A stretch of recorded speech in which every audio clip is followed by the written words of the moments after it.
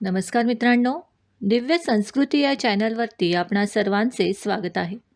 मित्रांनो, जीवनात एकच अंतिम आणि अटळ सत्य आहे, ते म्हणजे मृत्यू. प्रत्येक जन्मलेल्या निसर्गातील घटकाला या अंतिम सत्याला सामोरे जावे लागते. हे अंतिम सत्य आहे हे माहीत असून देखील ते अंतिम सत्य पचण्यास खूप अवघड जाते. कारण आपला जन्म कधी आणि कोठे होणार आणि आपला मृत्यू कधी आणि कसा होणार हे आपल्या हातात नसते. जन्माच्या अगोदर आईच्या गर्भात आपल्या जन्माची चाहूल लागलेली असते, परंतु मृत्यू मात्र काही वेळेस अचानक येतो. त्यामुळेच मृत्यूचे भय हे भल्याभल्यांना सतावते. या पृथ्वीला मर्त्यलोक यासाठीच म्हटले जाते.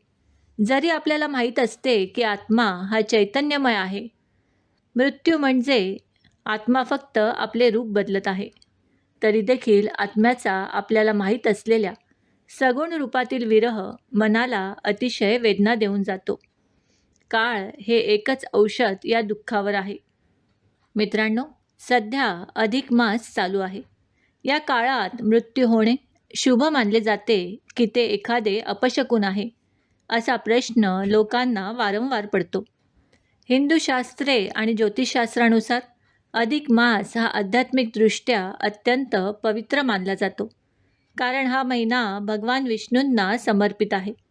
या महिन्यात मांगलिक कार्य करणे साधारणपणे स्थगित केले जात असले तरी त्याच वेळी हा काळ मोक्षमुक्तीसाठी अत्यंत अनुकूल मानला जातो. जो व्यक्ती या विशिष्ट काळात आपला देह ठेवतो त्याला असाधारण आध्यात्मिक पुण्य प्राप्त होते. धार्मिक तत्वांनुसार हा महिना भगवान विष्णूंना समर्पित आहे आणि त्याच्या पवित्रतेमुळे त्याला सर्वोच्च मान दिला जातो. या काळात जो व्यक्ती आपला भौतिक देह सोडून जातो त्यांचा आत्मा थेट सर्व शक्तिमान ईश्वराच्या आश्रयात जातो, अर्थात त्यांच्या चरणी विलीन होतो. अशा प्रकारे होणारा मृत्यू ही केवळ एक सामान्य घटना मानली जात नाही, तर ती एक अशी ईश्वरी संधी मानली जाते ज्याद्वारे आत्मा जन्म-मृत्यूच्या अखंड चक्रातून मुक्ती मिळवू शकतो. असे म्हटले जाते की जेव्हा अधिक मासात मृत्यू ओढवतो तेव्हा त्या व्यक्तीच्या भूतकाळातील कर्मांचा भार लक्षणीयरित्या हलका होतो. हा काळ आत्मशुद्धीसाठी समर्पित असल्याने या काळात होणारा मृत्यू हा एका अर्थाने मोक्षाचे द्वारच मानला जातो. हा दृष्टिकोन भीती दूर करण्यास मदत करतो आणि मृत्यूच्या स्वरूपाविषयी एक आध्यात्मिक दृष्टिकोन विकसित करतो.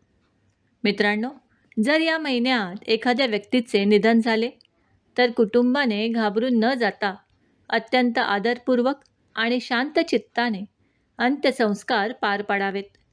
पिंडदान, दानधर्म आणि ईश्वराचे स्मरण यांसारखे विधी दिवंगत आत्म्याच्या शांतीसाठी हितकारक मानले जातात. मलमास हा शब्द ऐकताच अनेक लोक चुकून याला अशुभ मानतात. तथापि वस्तुस्थिती मात्र यापेक्षा खूप वेगळी आहे. येथे मल या शब्दाचा अर्थ अशुद्धता असा होत नाही, तर तो अतिरिक्त काळ दर्शवतो. हा असा एक विशिष्ट कालावधी आहे जो केवळ आध्यात्मिक साधना आणि ईश्वर भक्तीसाठीच प्रदान करण्यात आला आहे. परिणामी या काळात होणारा मृत्यू हे काही अशुभ लक्षण मानले जात नाही, तर त्याकडे एक विशिष्ट आध्यात्मिक घटना म्हणूनच पाहिले जाते. ओम नमो भगवते वासुदेवाय नमः. मित्रांनो, आम्ही अपेक्षा करतो की आम्ही सांगितलेल्या माहितीचा तुम्हाला सर्वतोपरी लाभ होईल. माहिती आवडली असल्यास ही माहिती तुम्ही मित्रपरिवाराबरोबर शेअर करा आणि अजूनही जर तुम्ही दिव्य संस्कृती या चॅनलला सबस्क्राईब केलं नसेल तर आमचे नवनवीन व्हिडिओ पाहण्यासाठी चॅनलला आजच सबस्क्राईब करा. धन्यवाद.